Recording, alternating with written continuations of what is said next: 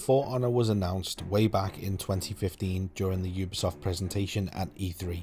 I was immediately hooked on the idea of the game, a third-person action fighter that pitted knights, Vikings and samurai against each other in a historical fiction setting. The combat system, dubbed the Art of Battle, is a rock paper scissors system on the surface, but has a high skill ceiling and a lot of depth. So much so that I'm surprised Ubisoft have never used it in any of their other games. Combat is directional with a lock-on, and you use the right stick to choose which direction you want to block and attack, and then use light and heavy attacks mixed with dodge attacks, bashes, kicks, guard breaks, sweeps, unblockables, undodgeables, zone attacks, and timed parries and deflects. Despite being a PvP focused experience, For Honor does have a single player and cooperative mode as well, against AI enemies that are surprisingly adept at mimicking players. This system could definitely be retooled to fit in something like Assassin's Creed. There's tons of different animations and finishing moves that feel like they could drop right into that universe. Not to mention the fact that For Honor, like Assassin's Creed, is developed on the Anvil Next engine. The Great Sword or Sword and Shield from Valhalla, that's perfect for Highlander or Warlord. The Katana and Kusarigama of Shadows, the Orochi and Shinobi movesets would be perfect. It offers so much more depth than the current RPG fighting mechanics of Assassin's Creed, but honestly it might actually be a bit too much for casual players, so it's sort of understandable that they went with a more classic hitbox route.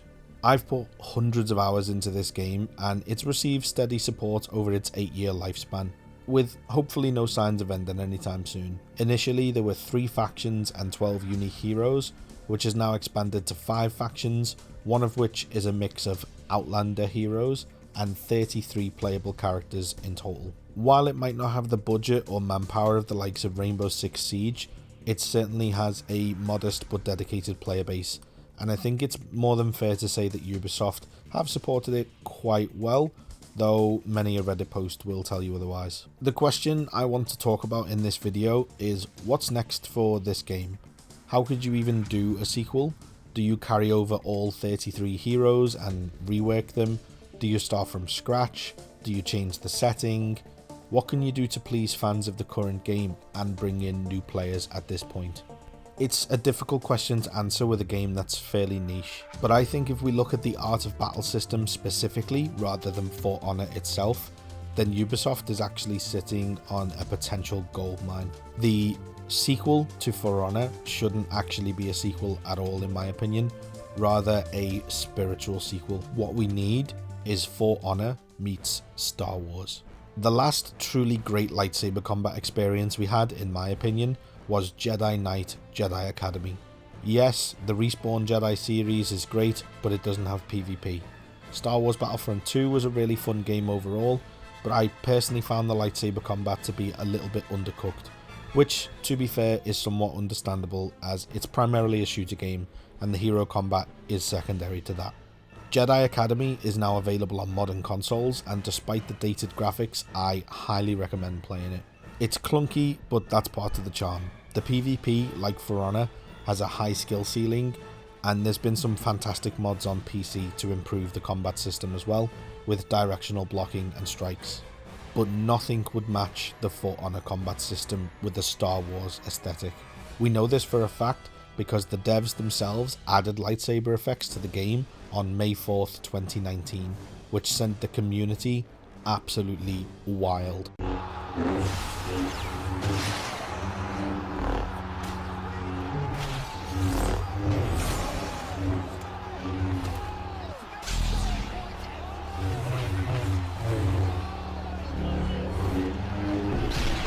There had always been discussions in the community around the idea that For Honor but Star Wars would be cool, but it went into absolute overdrive after this. Sadly, the event never returned, with some speculating that Lucasfilm or Disney weren't too happy about it, but I don't know if there's much truth to that. Even if it were true, Ubisoft now have a working relationship with Lucasfilm, having recently released Star Wars Outlaws. There is no better time to make this game happen. In terms of how it would actually play, obviously lightsaber combat would be the bread and butter, with directional attacks, blocking and timed parrying and dodging, But For Honor also has special abilities called feats, and each hero has a collection of them, of which you can equip up to 4 at a time. These vary from buffs to debuffs, self-heals, team heals, ranged attacks, special attacks, passives, and so on. Passives are obviously permanently active, but the ones that do damage or debuff enemies have timers and have to recharge. For example, the Orochi can throw a kunai and use a key shout to knock enemies back and drain their stamina, while the Warden can gain health from fighting minions and call in a catapult strike on an area. There's a pretty good variety of feats in the game, and the logical evolution of this in a hypothetical Star Wars game based on For Honor is making feats force powers. Force push, lightning, heal, speed, lightsaber throw, revealing enemy locations, and not just force powers. Things like the catapult strike could be replaced by an orbital strike or a bombing run, and so on. It all just fits like a glove. In terms of factions and setting, it would make the most sense to set this game during the Old Republic era, at the height of the Jedi-Sith War.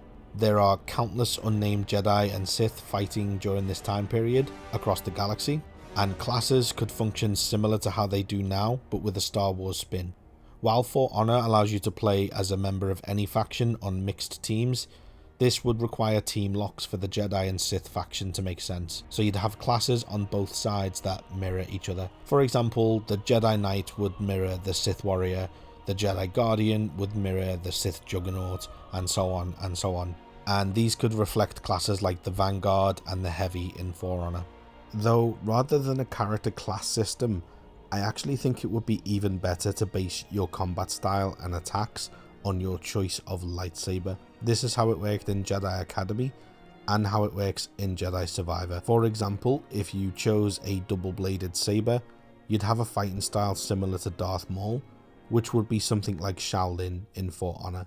And if you chose a crossguard lightsaber, this would be a fighting style similar to Kylo Ren, which would be similar to Warden in For Honor, and so on. Having the combat stance and fighting style tied to your choice of lightsaber rather than specific characters would also open up the possibility of more character customization, allowing players to express themselves further. Speaking of customization, your lightsaber would be fully customized just like the weapons in For Honor, with different hilts, blade colors and blade styles, with faction specific cosmetics. You would change your lightsaber fighting style at any time rather than selecting a class, and rather than leveling up classes, you would level up the fighting style with your custom character, and you could switch between them freely whenever you want. So for example, if you wanted to level up dual blades, you could run a few matches as dual blades and then switch back to a single saber and level up with that fighting style. One area that might require a significant rework would be verticality. For Honor has no jumping other than dropping from ledges for special attacks, but it would feel pretty odd playing as Force users that can't jump. I think it's entirely possible that the lock-on system could allow for leaping attacks as an expansion to the combat system that can be blocked, dodged or parried like any other attack, and in fact this could be a key point in showing the evolution of the system, incorporating that new dynamic. Leaping attacks could be unblockable or undodgeable for some characters, or have a sort of AoE effect that requires you to dodge when it lands, the same way some For Honor characters have trip moves or bash moves now.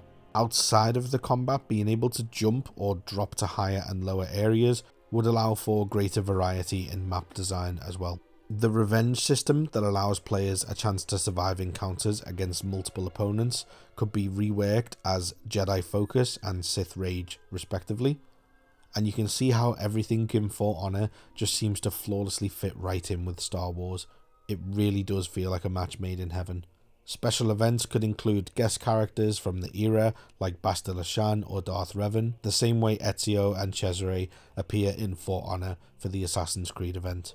And while it would be an Old Republic era game, the duel and brawl modes could feature iconic heroes and time periods to spice things up.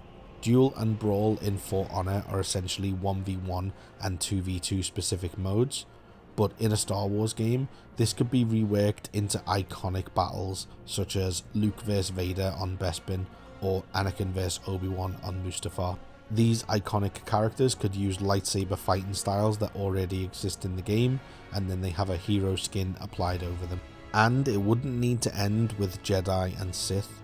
In the same way that the March and Fire DLC introduced the Wulin faction and multiple Chinese heroes into the game, an expansion for this Star Wars game could introduce the Mandalorians, with Vibroblade and Beskar weapons and armor, and feats that allow them to use blasters, rope launchers, jetpacks, rockets, and more. And just like in For Honor, you would have to clear Objective B of minions, which in this game would be Imperial troops or droids. It's a bit of a tedious task in For Honor that people don't really like to do unless they have to, but in a Star Wars game, it could be a lot more fun.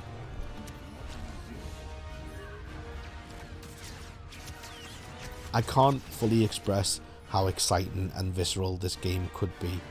I think I've described it in a way where you can hopefully build your own picture of it in your head. If you want to see more of what Jedi Academy's PvP combat was like, I'll have another video going up not long after this one, which will just be pure gameplay with no commentary, so you can check that out as well. Despite how dated and clunky it looks, I still think it's the pinnacle of online lightsaber combat to this day. It's all based around hitboxes and positioning, but it's so satisfying when you actually get your hands on it. The only thing I think could dethrone it is the game I've described in this video. Shout it from the rooftops, and maybe Ubisoft will hear us. We might just get the best lightsaber PvP game of all time. I hope you're having a great day wherever you are, and I'll see you in the next one.